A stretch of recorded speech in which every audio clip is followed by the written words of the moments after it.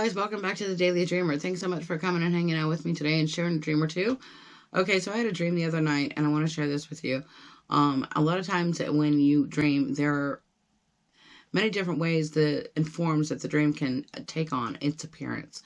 One of them being a very solid, real dream, one that causes you confusion if you're not aware.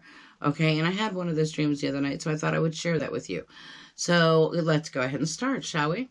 All right, so I wake up and I come to him and I'm on a front porch. The porch seems very familiar. The porch is very real to me. Everything is solid. So it's almost as though it's confusing to me, as if I'm dreaming or not, right? There are people here talking and they're carrying on and they're going in and out of the house, and I can't hear the words at first, but now the porch is becoming crowded. No one notices me, of course, which is always great, until my active side actually conveys a thought to someone, and it says, why is everyone here? Why are we gathering here? What's going on? So I get a response via telepathically from a gentleman who's standing next to me. And he says, we're all here to see how the new world's going to be. They say all who stand on porches will be saved. Yet when I took a look around, it was the only porch that was here, the only house that was here, so thus the crowd. The next thing you know is that there is this huge bomb blast in front of us. I mean, literally, it shook everyone on the porch, okay? And now everything in front of me is completely destroyed. Everyone is scared. Everyone is safe, though, on the front porch. Well, I convey the thought, oh my gosh, and maybe it was a bit too loud, that this can't be. This is not the world currently. I just came from a world where it's totally not this. It was totally different. The gentleman standing next to me looks at me and he says, how can you deny what you just saw? And he's conveying this telepathically. How can you deny what you just saw? It literally happened right before your very eyes. Well, he says that as he bumps into me because the crowd now is trying to huddle together out of fear. I felt the movement forward from his bump, so clearly it must be that this is real. However, as with all dreams, there's always going to be something that will stand out of place if you choose to focus. This will inevitably show itself in the dream. Kind of like down here. If you focus closely, you can see what people refer to as glitches in the matrix. They don't say that this dream here on Earth has bugs in its virtual world. Okay? They refer to them as glitches. So the same there. You can see that it's just another version of a surrealistic world that can also be changed. So I look around to see how I can tell if this was just a dream. I focus off into the distance, and sure enough, there goes a mouse running across the field. So I say to the guy next to me, answer me this then. If all life other than who was on this porch is no more, then why is there a mouse over there in the field that's been destroyed? He should be gone. He focused on the field that was still smoking from the bomb, the after effect of the bomb, and sure enough, the look on his face told me that he too had seen that mouse. He looked at me, and then he looked at me as though I was like some complete freak of nature, and he put his finger up to his mouth as if to say, shh, and I ask why, and he says, they will know who you are, and he blends back into the crowd. And so at that point, I told my observing self, it's probably time to leave, and then at that point, I was whisked back to consciousness. So what do you think that dream meant? Well, let's go find out what I think it means, shall we? So what do you think the dream meant, guys? Well, to me, that dream was all about trust, okay? The role of trusting in the process of creating your reality is a task that everyone here is failing at currently. And why is that? Because there is absolutely no belief here. Believing hard enough that your thoughts will create your reality is an absolute impossible task down here. Just take a look around. And that's because since the day that we were born physically here on this world stage, our brain has been told how reality should be. But reality is just a description. What your brain has been told during the time that you were a neutral person, a baby, many years ago, okay, was just a particular description of reality. And what they've been trying to drill into your brain since the very beginning of your linguistic prison of words here are just nothing but descriptions. Just descriptions. Sometimes these descriptions can be antagonistic ones. Sometimes they can be contradictory ones. But all of these descriptions of reality that they present to your mind over and over have at least two things in common. One, that they want your brain to believe that you are not the owner of your own destiny. And two, they want you to believe that you need to suffer to be happy. So guess what? I'm here to wake you up. It's time to wake up, okay? It's time for you to define what reality is for your brain.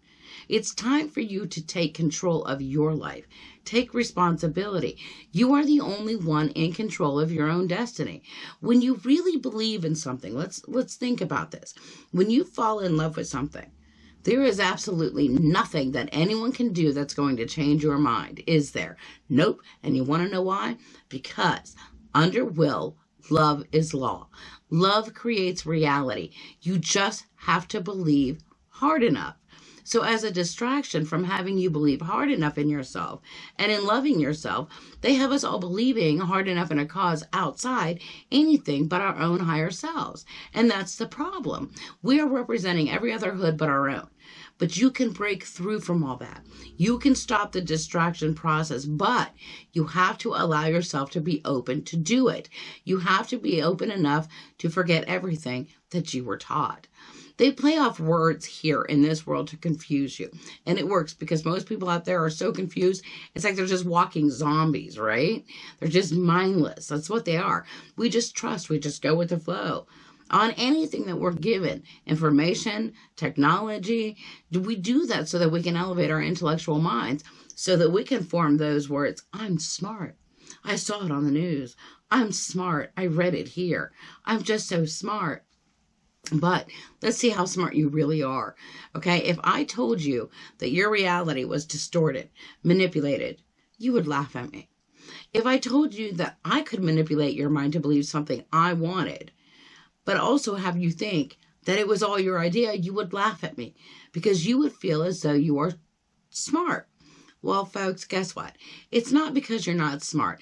It's just that there are other people out there who have mad skills in manipulating others and their smarts, which makes you their prey. So what are you going to do? Are you going to follow like everybody else, like cattle? Or are you going to create the reality of your life? All right? Ask yourself that question. One of the rules down here is all about cloning your beliefs. When you want something, everybody else wants it. When you don't want it, everybody else doesn't want either. Okay? It's a cloning of a belief. Take, for example, that infamous movie, The Matrix. We're going to go back to the conversation between Neo and the Oracle, okay, where they're sitting in the kitchen, and she says, open your mouth and say, ah, and he does, ah. She says, okay, I'm supposed to say, something interesting, but then you say, but what? He responds, okay, but you already know what I'm going to tell you. And he says, I'm not the one. And she states, sorry, kid, you got the gift, but it looks like you're waiting on something. What? Your next life, maybe? I don't know. Who knows? That's the way these things go. That's what she says.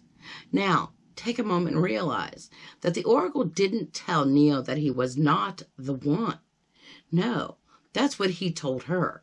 She was just playing on the manipulating of his own reality view, okay? And once he didn't consider himself the one, all she did was act accordingly.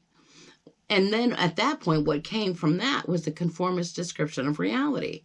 She says, you're waiting for your next life. That's the way these things go. And that's where most of us just stop.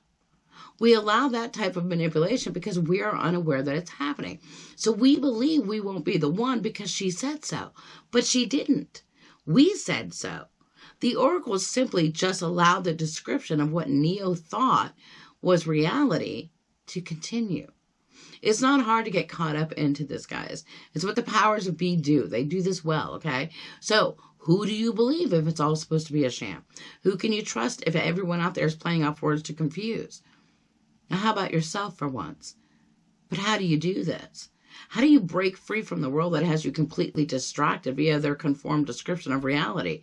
Well, you can do a couple of exercises that'll start changing the reality that you know. Simple exercises, like for instance, okay? These are just to help you in the process of breaking the rational structures of the brain, because that's where they rule, all right? In other words, it's rewiring all that you were taught. For one, you can practice writing with the other hand that you usually do not write. So if you're right-handed, practice with your left, okay, and vice versa. You can do that with the same as other activities. For instance, if you manually wash dishes and you hold the dishes in your left hand, try holding them in your right and using the sponge in the other hand, okay? It's all doing this so that it breaks down the realities of what you know. All right, do things in a different fashion that you've been doing for the past 20 years. Change it up. By doing this, you're saying subliminally to your brain, reality isn't what it used to be. It's what you decided to be. In this world of manipulated realities, what do you prefer to see? Do you prefer to see the sweet smile of a false deceiving character here? Or do you want to see something like a piercing, penetrating look of a Martian or angel? You know, something they said doesn't exist. Well, guess what? It's time for you to throw your brain in the garbage. Are you the owner of your own destiny? They don't rule your destiny. They don't deserve to. They rule the world of rationalization. Okay? The world where they have you in their grasp by trying to go ahead and say that you're smart. It's the world of the smarts. All right? Trusting is not in the field of rational understanding. Trusting is not in the field of thinking. Trusting is in the field of love. Don't trust your brain. Instead, trust yourself. Trust your heart. Love creates reality. Love has no rules, and because it doesn't, it can't be judged. It can't be broken. You can create your reality with your mind and your heart. You just have to believe and trust in it hard enough. As Morpheus always says to Neo, which ironically is an anagram for one, okay, he would say, welcome to the desert of real. So what's in your reality today, guys? Till next time, guys, thanks so much for joining me for Daily Dreamer. Many blessings and sweet dreams.